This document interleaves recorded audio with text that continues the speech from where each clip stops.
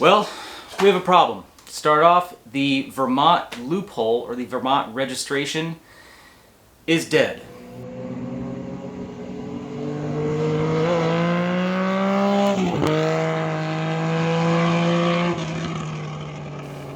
Well guys, this sucks. As of July 6th, it seems like the Vermont loophole, or the Vermont title registration, that process is now kaput. It has been shut down. Now, for those unfamiliar, basically the Vermont registration, or the Vermont loophole, as a lot of people called it, was basically a way of obtaining a title for your non-titled vehicle in your state. Now, what you would do is basically apply for a registration. In Vermont, you didn't have to be a resident there, and what you would get is a license plate and then a piece of paper basically showing that you owned that vehicle. Now, you take that piece of paper, and that is your proof of ownership, to which you then submit to your state. And this didn't apply to every state. It wasn't possible in every state, but for me in Missouri, it was. But what you would do is you would submit that to your local DMV, and then you would be able to use that as a form of ownership, as I said, and get a title in return, and you'd be set. So that made things very easy. So as of now, that method has gone out the window. And from what I understand, I've been trying to read a little bit on this. There was, like anything, there's always a few bad apples, and it looked like there was a lot of people using that process illegally and, kind of stealing cars or getting titles to stolen cars, and obviously that's a bad thing. Now that really sucks, because that was a process that myself and a lot of you guys have used to obtain titles for old shit boxes like this thing, the CB750 I bought. I actually made a video on this that was for my GS550, where I documented the steps that I took to obtain a title for that thing via the Vermont registration, or the Vermont loophole, as I said. Now, what's really unfortunate is basically every state requires something different to obtain a title. Some are much more lenient than others, and it complicates the entire matter here. So, something like this bike I just picked up, I have a bill of sale from the original owner, and I have a bill of sale from me to the person that I bought it from. And that's all I have. There is no title. The original owner is likely passed away. There's no way I can contact him. It's been so long at this point that having somebody apply for a lost title for this thing is just going to be an impossibility. Now, in the instance of this bike, that would have been great, is going with the Vermont registration route. So what sucks is a lot of us, we're trying to do this legally. We're trying to just get our old bikes that we've drug out of barns, or old cars and stuff like that, things that are maybe not worth much or have been abandoned. We're trying to just get these things legally back on the road. We're trying to follow the rules here. So this really sucks, as I've said. So with that said, it's like, what options are we left with here? I just feel like, as much of a long shot as it is, we need maybe like a national kind of set of rules or something that would allow us to maybe apply for some kind of title that would be good in any state, or that would be accepted by any state as a form of ownership or something. So with Missouri, for example, where I live, I only have experience where I live, but I've gone through the process of doing an abandoned title, and for that I actually had to kind of fib the truth. I had bought a bike with no title. I know it wasn't stolen, but I did apply for an abandoned title, saying that it was left on my property for more than 6 months, and then basically you can claim ownership. So I've obtained a title that way, and that was fine. But again, it's like you had to kind of bend the truth for that one, which sucks. It doesn't feel good. And then I've also done another thing, which is called a declaratory judgment, or a court-ordered title, where basically you fill out a document explaining your story of how you acquired such vehicle. You give it to the judge, and he's basically like, give this person a title or not. Now, I bought 2 bikes from the same person, and I went through this process, and it's basically the same story. I submitted 2 pieces of paper to the judge, and one got accepted and one didn't. So what I really hate is that is left down to basically emotion. Instead of, like, let's say a set of rules or a set of criteria that you can follow and obtain a legal title through. So that was just kind of a big waste of time for one of the bikes that I got.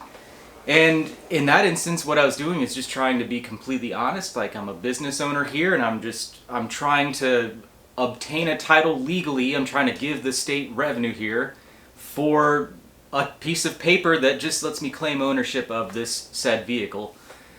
But that's not good enough. I don't know. It's just left down to emotion, which I just don't like. And I don't know. That one didn't feel that good either. So another option for getting a title, at least in Missouri and probably most states, would be a bonded title. Now with that one, what you do is basically put down a surety bond, let's say like $100 or something. There's a lot of companies that do this, and you have to kind of go through a little bit of a process, but you can obtain a title that way.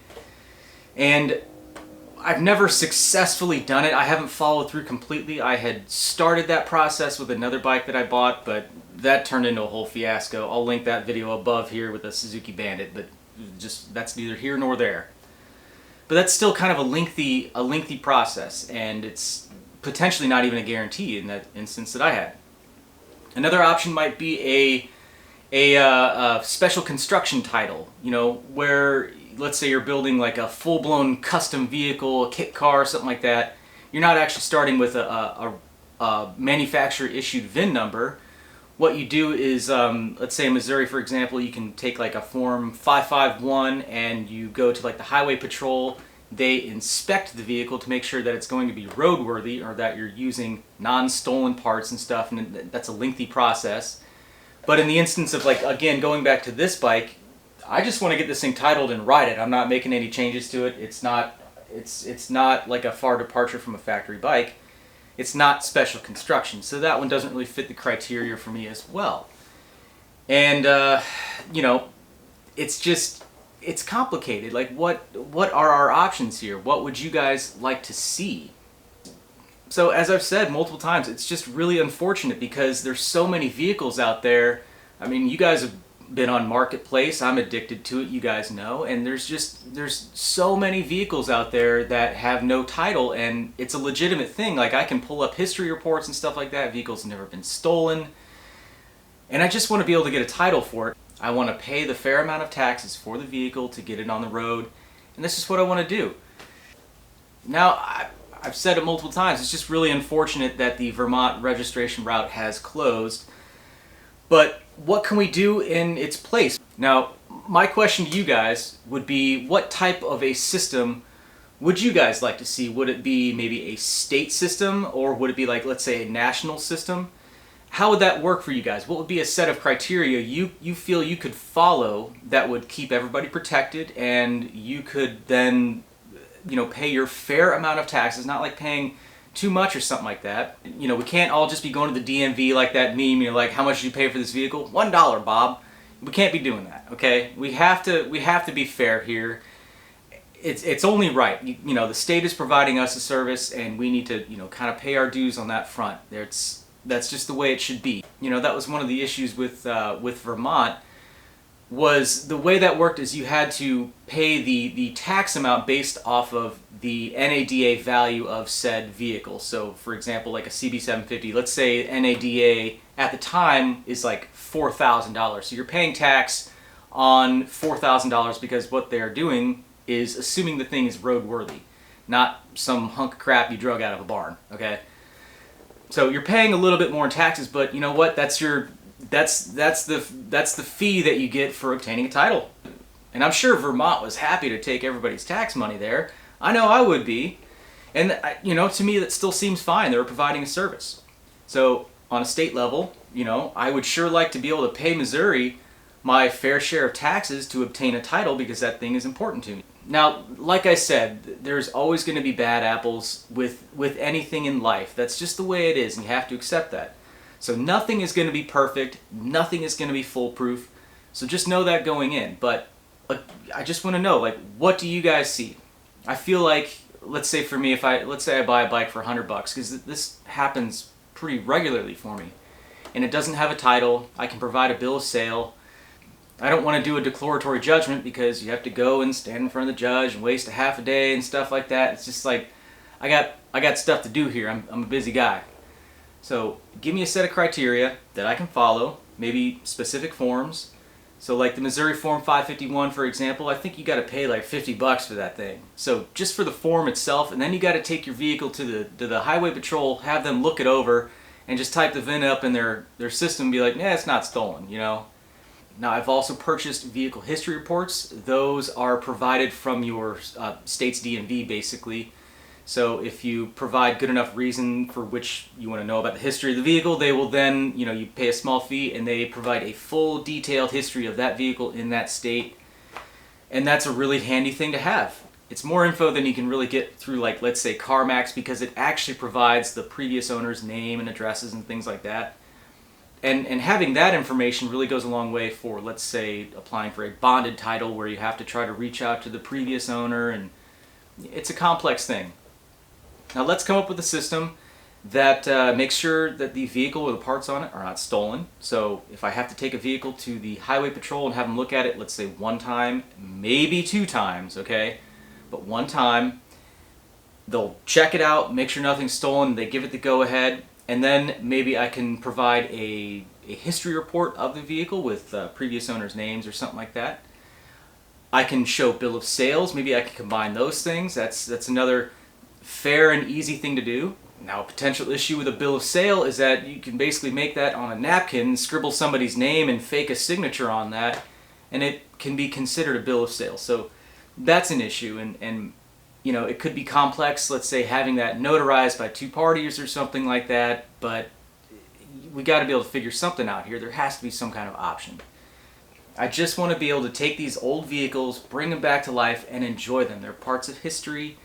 And a single piece of paper shouldn't be the reason that these things have to either be parted out or crushed or whatever. You know, if they're repossessed or something like that, they just go sit in a lot and then they go to the junkyard. It's like you get more people involved. It's more expensive. Let's come up with a system here. But to recap, unfortunately, the Vermont registration loophole has been shut down. So we got to find another way. Now, what I'm asking of you guys is, again, let's load the comments section up here. Let's put forth our best ideas. Let's hash this thing out. Let's figure it out, and let's come up with something that might work for everybody, or might be acceptable on a state level, or something like that. And you know, the big dream might be to have somebody on a state level or federal level or something cruises through the comments and maybe puts forth an idea or something like that. But there has to be something that we can do, because we're just trying to do this legally. We're trying to give the state money here. Like, take it, you know. So let's figure it out. So I'm going to put some information, some links in the description. Definitely check those out. And as time goes on, as I find more on this, I will continue to populate the description there. So keep checking it out and stay up with the times, and let's figure out what's going on. And hopefully, you know what? Hopefully I get to make a follow-up video to this one, giving the you know, the next process that we can use. You know, the next avenue, the way forward. That would be really cool. So let's hope for that. Now, a really great resource is also cartitles.com. I learned about the Vermont registration process through them, kind of in detail.